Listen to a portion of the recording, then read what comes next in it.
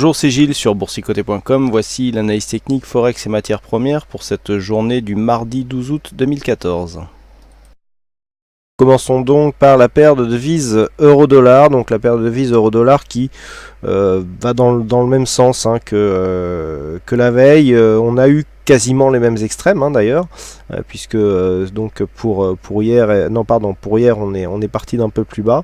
On est venu marquer ici un point bas sur la zone de support en 33,39 et puis on a commencé à remonter. Alors aujourd'hui on est encore venu toucher ici cette zone quasiment, puisqu'on est venu toucher donc la bande de Bollinger inférieure avant de remonter ici et de se stabiliser donc sous cette zone des 1,3382. Donc pour l'instant c'est réellement neutre. Hier je vous indiquais ici un début de tendance neutre suite à la cassure de cette zone de résistance baissière qui signifiait la sortie ici de la dynamique.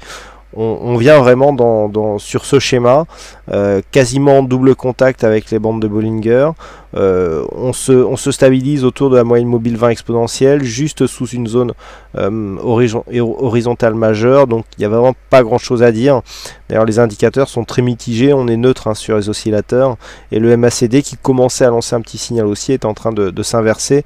Donc voilà, très, très indécis du point de vue de cette configuration. Alors les points de sortie possibles à la baisse, ça fait aucun doute, la zone des 1,3339 ici sur une cassure significative viendrait réactiver une tendance qui reste baissière, alors qu'à la hausse il faudrait vraiment casser ici le retracement à 23,6% pour trouver un signal de début de consolidation dont le premier objectif, de consolidation de rebond technique, dont l'objectif premier se situera à 34,71 puisqu'il s'agit du retracement à 38,2% de Fibonacci. Pas grand chose à dire non plus sur le dollar yen qui a quasiment la même configuration qu'hier. On continue à monter ici avec cette moyenne mobile 20 exponentielle en support. On a marqué des petits contacts ici avec la bande de Bollinger supérieure, ce qui valide la possibilité du retournement, puisque d'ailleurs j'attirais votre attention sur le fait que l'on était bien repassé ici au-dessus de cette moyenne mobile. Là on vient ici valider un contact avec la bolle supérieure, donc on prend ici le chemin d'une tendance plutôt haussière. Donc si cette tendance se confirme, il faudrait sur la cassure ici des 102,70 viser cette zone de point haut qui se situe à 103,09. Donc pour l'instant il y a trop peu d'éléments, on est quand même dans une phase où la tendance la dynamique est relativement bien neutralisée.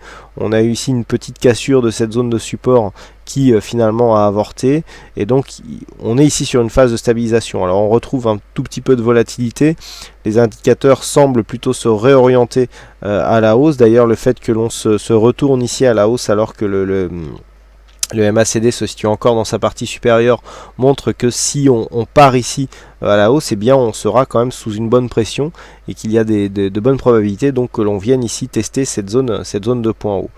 Donc tant que l'on reste ici au-dessus de cette zone des 102,13, le scénario n'est pas du tout remis en cause. Par contre sur une éventuelle cassure, on reviendrait s'inscrire ici dans une suite de mouvements qui reste baissier le mouvement, puisque même si on est venu ici casser ce point haut, on a quand même encore de nombreux points hauts qui se situent au-dessus de cette phase et qui appartenaient donc à cette phase baissière.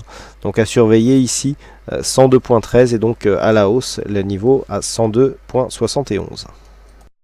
Et enfin l'or qui lui aussi se stabilise, on a quasiment évolué dans les mêmes niveaux que la veille, donc sur cette zone de support des 1305 $ l'once avec une zone de résistance intermédiaire à 1315. On reste dans un flux qui conserve une petite préférence haussière. On voit que la moyenne mobile 20 exponentielle ici agit comme un support. On vient ici s'approcher de cette bande de Bollinger supérieure. Donc si on arrive vraiment à valider une cassure de cette zone des 1310, pour l'instant on est vraiment autour de cette zone, on pourrait matérialiser un mouvement haussier en direction des 1322 et en cas de cassure poursuivre avec une petite accélération. Voilà donc ce que nous pouvons dire sur cette analyse technique Forex et matières premières. Il ne me reste plus qu'à vous souhaiter à toutes et à tous une bonne soirée, bonne chance au prochain trade, et on se retrouve donc dès demain pour d'autres analyses techniques en vidéo. Bonsoir à tous.